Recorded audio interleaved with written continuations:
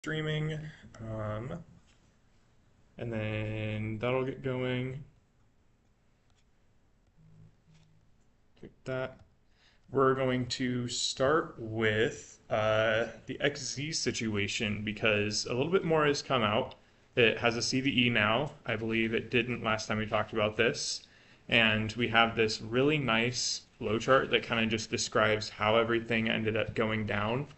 Uh, the main thing with this is that there was a maintainer for a pretty critical package in the whole Linux ecosystem, and that was XZ, which if you've ever downloaded the Linux kernel, you might recognize it as what the Linux kernel is packaged as. So it will decompress it and you can actually install it on your system. Well, there was someone who decided to try and get into it, add some code to it. They added a few test files, and they also decided to create a nice malicious macro file, which is what this M4 is. The most interesting thing with this that I found was that the actual GitHub code is not vulnerable. If you were to grab the tar from GitHub, which I don't even know if it's up yet because they took it down during triage, but if you were to just grab the tar and install it from the tar or any of the source files on GitHub, you would have been okay.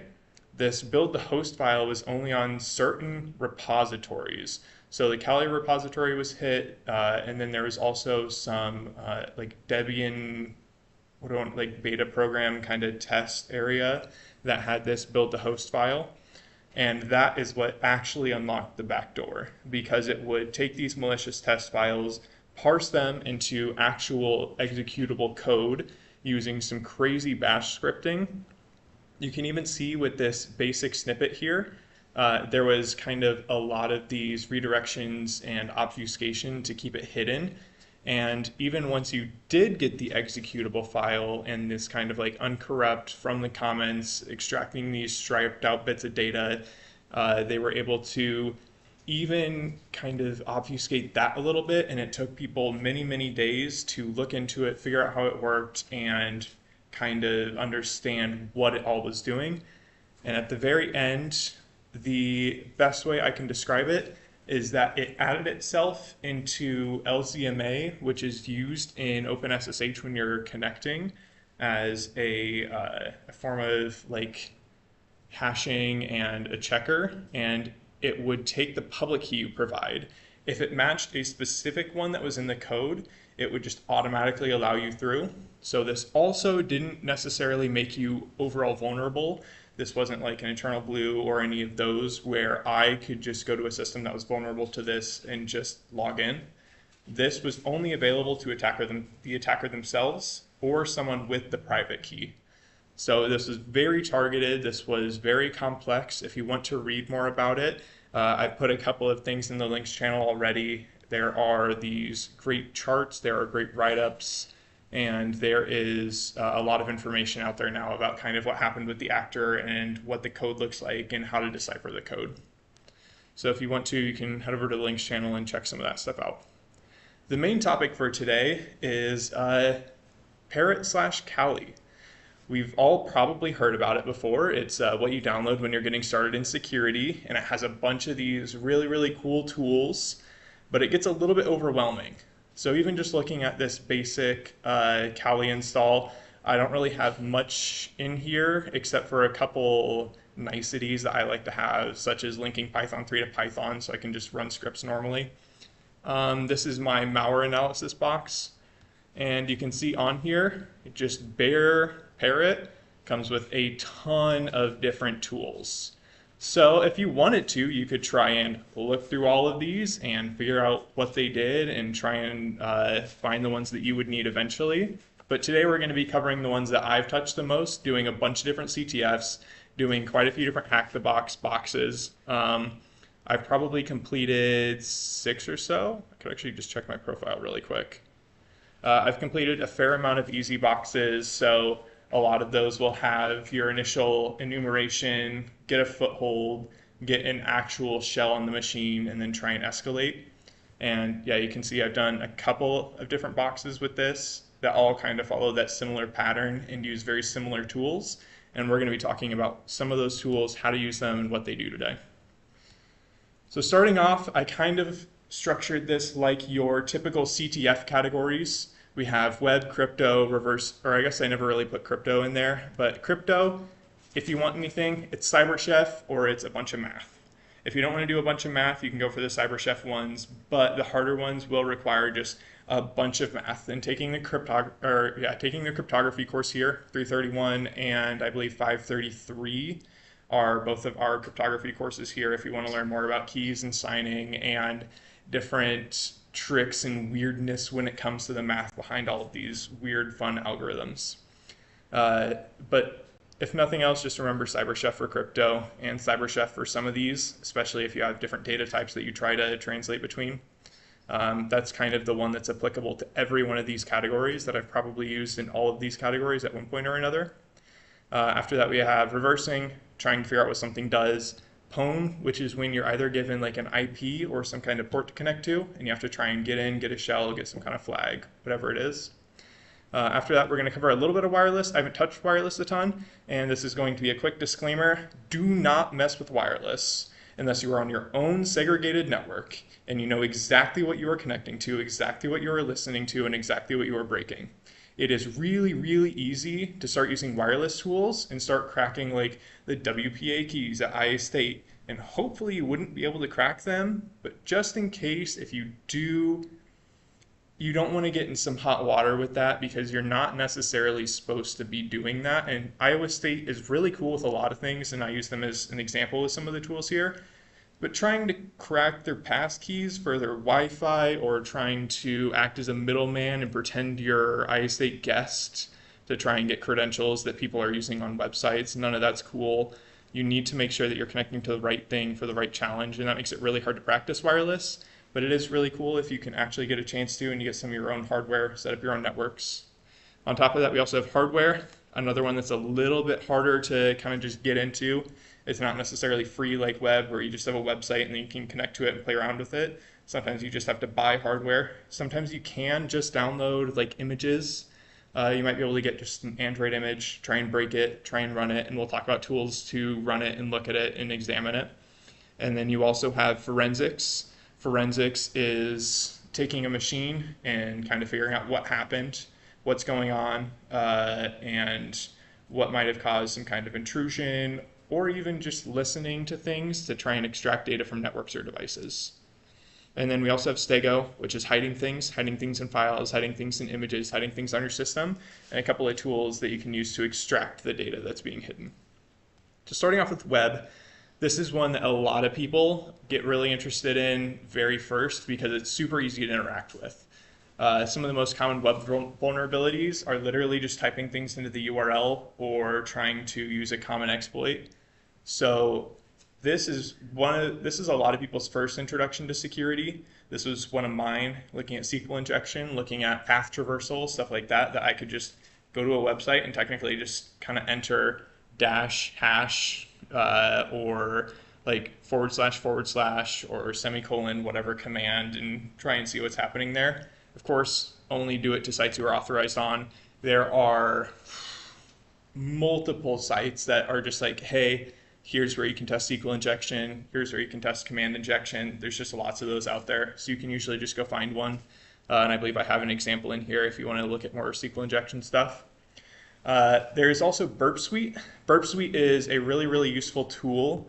And I'm going to let's go full screen with this so you can see this a little bit better. So in Burp Suite, we have a request portion and a response portion. This makes it really easy to be able to modify requests. Here you can see I am failing to do a little bit of request smuggling, which is a technique where you can put a request inside a request. And maybe the firewall only looks at this one, whereas I really want to use this one to get to some hidden information. And then the web server itself will see that this is the only one I'm trying to actually look at. So that way we can secretly extract hidden information from a host. Other parts of Burp Suite that are really useful, you have your target, which as you go to more and more endpoints, more and more URLs, you will be able to kind of create a map of the different URLs, what data they take, what responses they give, all that kind of stuff. And then you also have intruder and a couple of these other ones which are a lot better on the actual paid version. Right now, I'm just using the free version. I mostly just use the repeater to modify requests. But on the paid version, you can automatically do injection. You can automatically do like scanning of directories, I believe, or you can do some kind of like spear phishing campaigns on it as well. There's some really interesting things on the paid version, but of course it does cost money, and we're looking at a lot of free tools today, which makes it really easy to just kind of get into these categories right now and play around with them. On top of that, you have your proxy, which takes information from basically any website. I like to use this tool called Foxy Proxy, which is an extension that you can install on Firefox, and it'll automatically redirect traffic to Burp Suite when you turn it on, so you don't have to use their browser. I find it really useful. I find it so much easier to actually do any type of like request smuggling type stuff with that. And I think that's kind of most of what Burp Suite has going on. There are a couple more interesting web vulnerabilities we could talk about at a later time if people are interested. There's a lot we can go into with how to use Burp Suite and the best ways to mess around with web requests themselves. This is just an overview. So next up, we have my favorite fuzzing tool, which is FUF, or like FFUF. It allows you to enumerate directories. So if you've ever kind of been stuck on a website and gone, I have no idea what to do here, it's just a static page, directory enumeration is usually the next step at that point. So you can see I am hitting, I'm using this word list, and I'm going to google.com/ and then fuzz, and fuzz is the data that it's going to inject the word list into. And then all of these are different endpoints that I hit. This is nowhere near like exhaustive of what I actually saw there. Google has a lot of endpoints, and interestingly enough, I went and double checked these to make sure that these were real. And all of these dates are actually just Google's year in review. If you want to learn what was hot during 2001, you can go to google.com/2001, and you'll get like the most popular iPhone at that point. Or I guess probably not iPhone. The iPhone wasn't even out by then. So you can check that in some of the later years. But this is really useful, especially when you are getting like 200s for everything. 200 just means okay. So sometimes you'll get a lot of 200s, but it'll take you to a static error site. So you can filter by the amount of data that's on there, the amount of lines that are on there, because the error site is going to be consistent every time. It's going to have the same amount of data or the same amount of lines.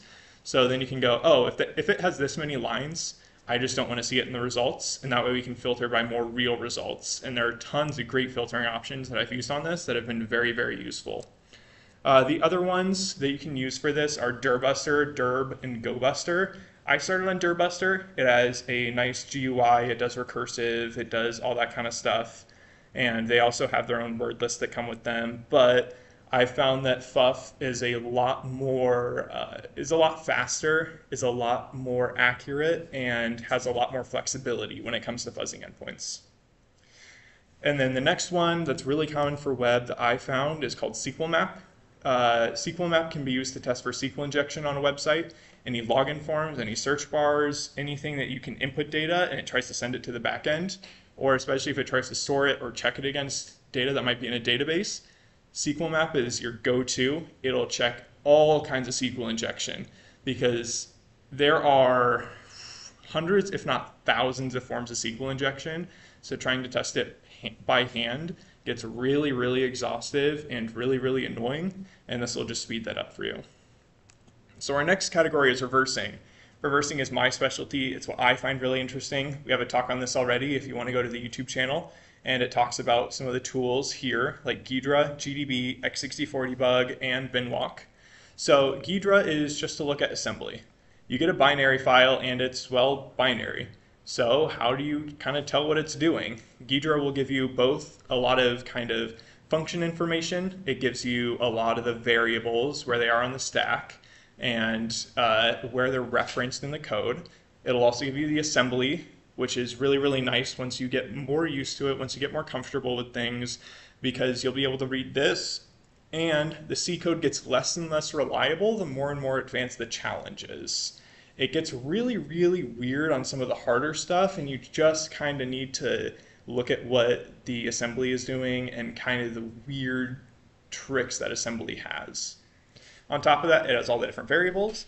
It has lots of things to track by. You can check where things are referenced in data blocks, and you can easily jump around the code. I find it just makes analyzing binaries so much easier, other than trying to take the hex bytes and translate it to x86 64. That would just make everything harder. You have to translate the data blocks and all that, and Ghidra will do all that for you. Next is you have GDB and x64 debug. I don't really have any slides for those because they're pretty generic, pretty normal. GDB is for when you have Linux binaries. x64 debug is for when you have Windows binaries. They're basic debuggers. You've used them in 227. You've used them in probably almost every class that you have to walk through code in. And those will help you look at variables, do some more active analysis instead of just looking at the code itself, so you can watch what it does, how it does it, and what you need to change. On top of that, binwalk is super useful. A lot of people like to hide files in files when it comes to binary. Sometimes all the binary actually does is unzip a file or extract a file or run some kind of key against a file, and binwalk will help you extract it. Binwalk will also extract like images and things like that we can talk about later when it comes to forensics or hardware or lots of things. So Pwn. Pwn has kind of two different types. One, you're given an IP address and a port number. Usually you can just use netcat to connect to it, and to connect to something that just gives you an IP and a port, you do nc space the IP address space the port, and it'll get you connected to a raw-ish socket connection. I say raw-ish because it's not raw. You can get more raw with Linux. You can directly interact with the socket itself and try and manage all of the bytes that come in and out. And we'll see that a little bit later with some Python scripting. But it gets close enough, and it'll get you as bare as possible so you can interact with whatever service is on there, usually in a black box scenario where you have no idea what's running. You just have to play around, enter inputs, and try and figure out what's going on. On top of that, we also use Python, and that's usually for automation. Sometimes it'll give you like 1,000 prompts that follow a specific format, and then you just have to give a Python script. And I have an example of a Python script that used this kind of Pwn challenge that we can look at later. That was actually in the Hack the Box apocalypse that happened, I believe, 3 or 4 weeks ago that we did the competition for. And then if you're just given an IP address, which is something like Hack the Box, where you basically just have to break into a computer, the best places to start would be like Nmap, DNSMap, or Dig. Nmap is going to tell you what's on the box, what's running. Is it a web server? Is it just a normal Windows host? Is it some kind of weird SMBs running on 1, 2, 3, 4, whatever that someone's messing with and someone's playing around with? So it'll show you the ports, it'll show you what's actually running on it so you know what you can't interact with, and you can start netcatting into things. You can start using Python to attack things. If you have HTTP on port 80, you can go back to the web section. After you do Nmap, you kind of branch off into a bunch of different possibilities. There's not a lot of tools I can kind of give here, just because at that point you have to start Googling or going into some of these categories that we talked about today. On top of that, you have DNSMap. It's great for subdomains. I know I've run into a couple of Hack the Box challenges that have had subdomains that were interesting. The normal website's fine, but their dev site is a little bit more iffy. Has a couple more exploits that you can go to, or their Git site, or their cloud site. All on subdomains, all can be found with DNSMap. It will enumerate all of those for you. On top of that, you have Dig. I have an example of digging IE state. Sometimes you'll find some interesting things in text record that people forget to take out, because all it is text that is associated with the domain. They can put passwords there, they can put tokens there, they can put really whatever they want, and sometimes it's things that they shouldn't be putting on there. You can also see different name servers here. You can see different actual keys that your websites will check against when looking at this kind of thing. But it gets really interesting the bigger the network is, or the more interesting the network is. For most of the easier stuff, you won't be touching it. It's a useful thing to have in the back of your pocket though. And then for example, here's another Nmap scam. So I just started a Python server that was on port 8000, and you can see we have the port 8000, which is open. and it has a directory listing for a root file directory, and it's just using simple HTTP with Python and even a Python version number. So it's always useful to look at these version numbers because sometimes they can be vulnerable. If it's old or if it's like just a little bit before, they could be trying to test you on a specific vulnerability that happened even recently. So always make sure to look at what's running on it, what the version number is. It may not be accurate, but it's still worth looking into at that point. So on top of that, we also can interact with Python code. Pwn is a classic library that we use for trying to automate this kind of thing. And you can see we're connecting to localhost on port 3000, sending a little bit of a payload, and then that is just kind of how you will solve things. And we can look at a more advanced version of this later. So wireless, again, do not use unless you know what you are doing. There is a whole suite called Air something -ng. The most popular one is Air crack-ng. It's for cracking WPA keys. So if anyone tries to log in using a password, you might be able to collect a certain number of packets, and then it'll be able to use that, cross-reference it, and crack the key for you, so then you can just sign into that network. It's useful if you're doing a little bit more guerrilla tactics. I haven't really seen it used much outside of this game called HACC, which is essentially hacking an entire network. You have to hack into some place to be able to even use the internet, and you have to set up your home base, protect yourself, and break into other places. Really interesting game that will actually get you a little bit more experience with the guerrilla tactics, whereas a lot of the stuff we use here is more clean because a lot of places don't want you cracking their WPA keys or brute forcing their environment or sneaking into their directories so you can try and hack people from their network. So doing that on something like HACC is a little bit more useful and a little bit less forbidden. So after that, on hardware, binwalk appears once again. Binwalk is really useful for trying to find things in binaries, whether they are hardware binaries or Linux binaries. Trent also said that Screen was really good for serial device interaction. It can start up terminals, and that way I believe you'll be able to check it over like GPIO pins. Yeah, so you'll be able to actually interact with the hardware devices. And then a lot of hardware devices don't run x86-64. Some of them are RISC-V, some of them are ARM. A lot of them use that kind of RISC instruction set or reduced instruction set. So you can use QEMU to be able to run those kinds of programs. And that even showed up in the NSA code breakers. If any of you were here for that talk, we had to run the actual Raspberry Pi device on QEMU so we could run the programs and see what was going on and do the bootloader stuff and all of that. So next we have forensics. We actually have a full class on forensics here. It's 436, 536. And autopsy is kind of the biggest one here. If you get a disk image, so essentially system was compromised, you take it off the network immediately, and then you try and get a disk image of it even with the RAM intact, not just the files that are stored there, but even getting some of the RAM on there, some of the things that were hidden in memory. You can take that into autopsy, take that disk image, look at all the files, look at when they were accessed, and it will automatically analyze it for weird findings.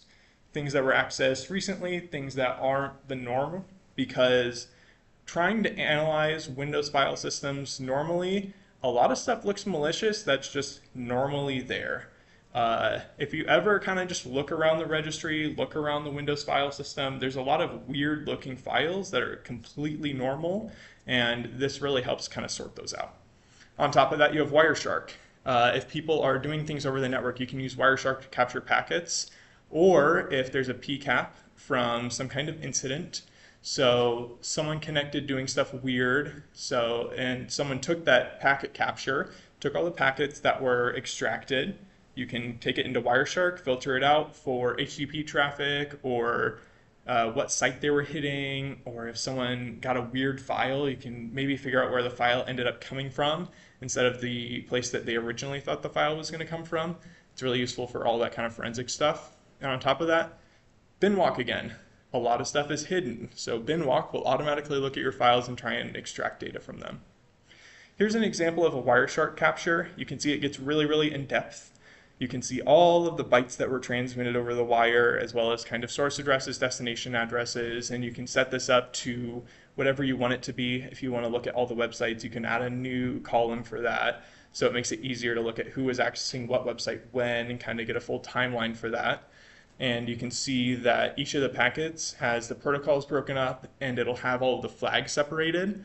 So all of the individual bits that mean something, it'll have the bit and then what the flag is, and you can look more into that later. On top of that, stego. The two big ones are binwalk, once again, hiding things in files, and also steghide. Steghide is used to hide text inside of files, and it can be quite useful for some of your more basic steganography challenges. So outside of these specific categories, here's a couple of tools that I like using a ton that have become useful but aren't really for a specific category. First off, Obsidian. Obsidian is wonderful. If you want to see how much I use Obsidian, I use it for all of my class notes. So if we pop this up here, all of my classes on the side here are in Obsidian. Sans, different challenges I've run into, and then notes for all of my projects. So you can see here's my cryptography notes. It's great. It even has LaTeX support. So if we go down here, we have full LaTeX support for equations. So all of your math classes will work with it too. But with this, it's good for mapping out networks because it has this really, really cool thing called a node graph where I believe, yes. If I pop this up, it'll show all of your pages as nodes. You can tag them as certain things, you can connect them. So if you have a network or certain vulnerabilities that are interacting with each other, you can map it out here and you can try and figure out how everything works together and just have a nice visual view for all of that. So that is great for note taking, and I even have some examples that I'll show at the end of this of notes that I've taken for Hack the Box boxes that are of course retired. I'm not going to be leaking anything for that, but it'll show you my process, how I take notes on that, and how I keep track of everything that's going on. So back to this. We also have HACC/John. I have scarcely run into a Hack the Box challenge that I didn't have to use Hashcat or John on. There's always a hash that you'll find, whether it's in a database or some kind of secret store or in a text file somewhere, to be honest. But it's really useful for just getting those hashes out no matter what they are. I even used it in code breakers to try and decrypt a full drive partition, because you can just get the Luke's key and you can decrypt it with Hashcat. After that, we have P's, or privilege escalation, and something, I forget what it is. Yeah, essentially it's used for privilege escalation. You can run it on a Linux machine. It's got a lot of garbage, but if you look for some of those higher risk things, it'll always give you a good idea of where you stand, where's a dead end, and where are possible things that you want to look more into.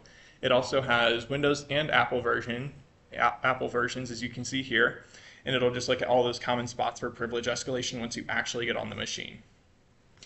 After that, enum for Linux. This one's a little bit lesser known, but I feel like in the industry, it's way more used than in CTFs and Hack the Box.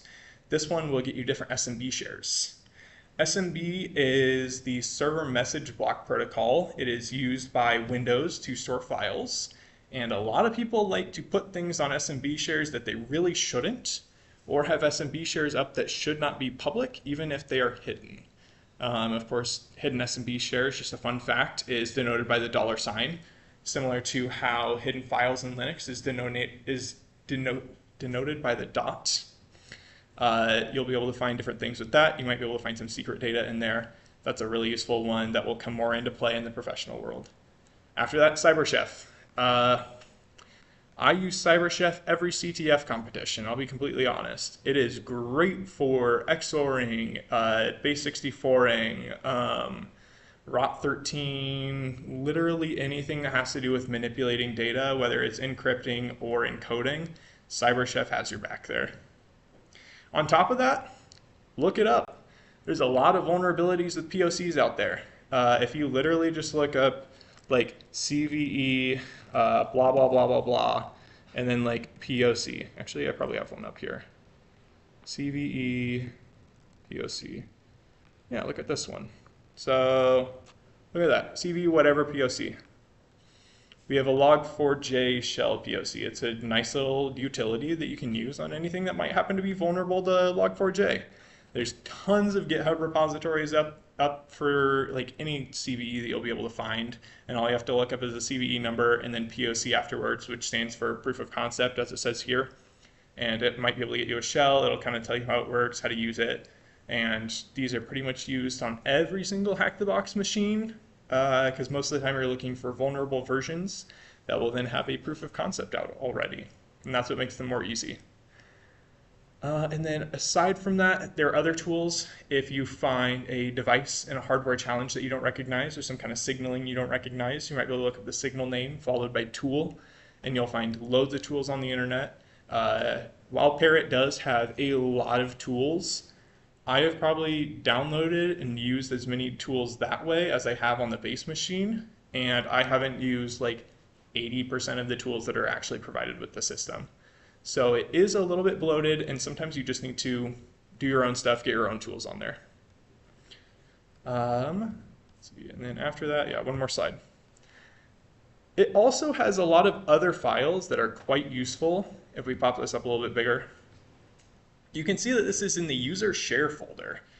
There's a lot of useful stuff in here. The biggest ones are word lists, Windows resources, and Samba for me. Windows resources has a bunch of EXEs that you can put onto a system if you're trying to get into it. And word lists I use every time I'm getting into a machine. I use the word lists on trying to enumerate directories. I use the word list on trying to crack passwords. It's got RockU in there, it's got directory, it's got DNS map, it's got everything that you would probably need to use a word list on. And it also has all of these different things in here. Not all of these are necessarily security based. I mean, you got man, you got mate, you got a couple other things that are just normal Linux things. But it's worth taking a look in here, worth taking a look at some of the tools and seeing what they have in their user share folder. Because it'll often be tips, tricks, config files, stuff like that. And that is it for the presentation itself. So let's take a look at one of my Hack the Box things. This is for the machine Cozy Hosting. It is retired now. So if you want to, you can get a Hack the Box VIP subscription and try this out yourself. But I started off with a basic Nmap scan, came up with the two ports that always show up, 22 and 80. 22 is SSH to get onto the box, 80 is HTTP, and it's running Nginx 1.18, which is usually fine. Nginx they found isn't normally vulnerable. Sometimes it might be worth looking into the version, but I would look at the website before you look at the Nginx version most likely.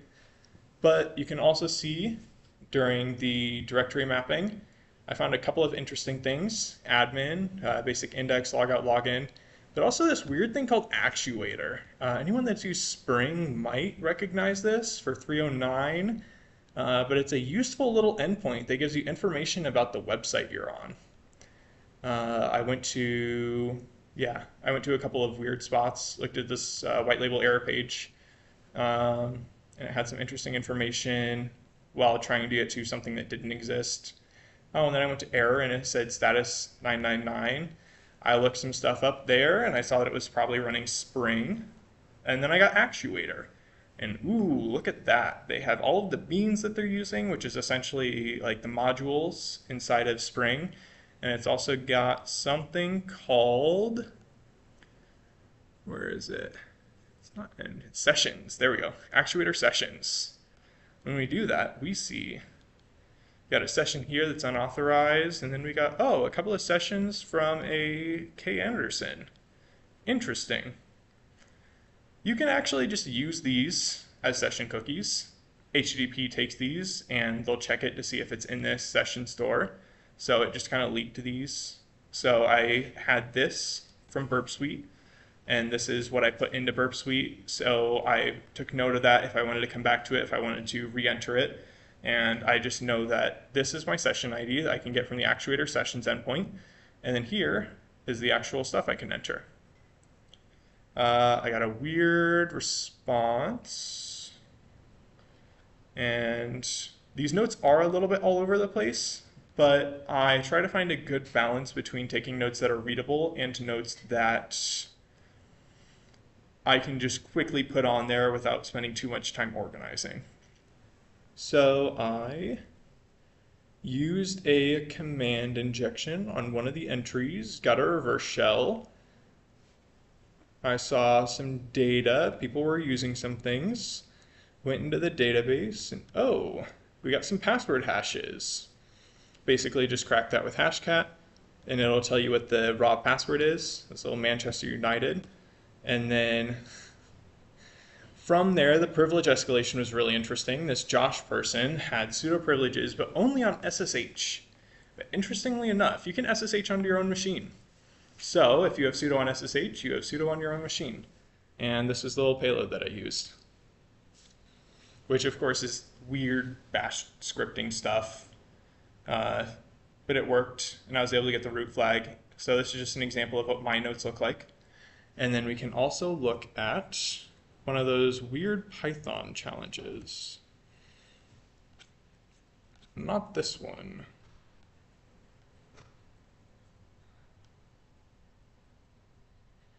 Let's see, can I find it? I may just have the script on my own machine. So I may just put that in the Discord afterwards if you guys are curious about it. It was an automated Python script where they would send data and I had to read the data and be able to put out corresponding data as appropriate. Then there was another interesting one where they give you a binary and you have to be able to parse it and put data back, and you have to do that within 3 to 5 seconds, I think it was. So you can't do it manually by any means. And you can also see this is just kind of my normal notes. I don't always take good notes. Where's an example of bad notes? Yeah, here we go. Here's an example of bad notes. You don't always take good notes. Sometimes you just take notes and you go back to it later. So you can always just go back to boxes, work more on your write-ups, put them on your website. And any questions about tools, any tools you're curious about, want to know more about, anything like that? Cool. Well, this is a very basic introduction, and now that we've kind of shown off some tools, I am planning on doing a couple of CTFs this weekend. There is one from a group called PPP, which if any of you follow the CTF kind of community, they're the big dogs in there. They have won DEF CON challenges, so it's guaranteed to be some interesting challenges in there. But there's also one called, let me double check the name here, Space Heroes, which is a little bit easier. It's put on by a Florida university. If any of you are interested in that, I would be happy to set up a time and we can all work together on challenges, and whatever you want to do. I'm hoping that everyone can learn a little bit. I always learn a little bit every CTF challenge I do. I always find new and interesting ways to do things, so I would hope to see all you there.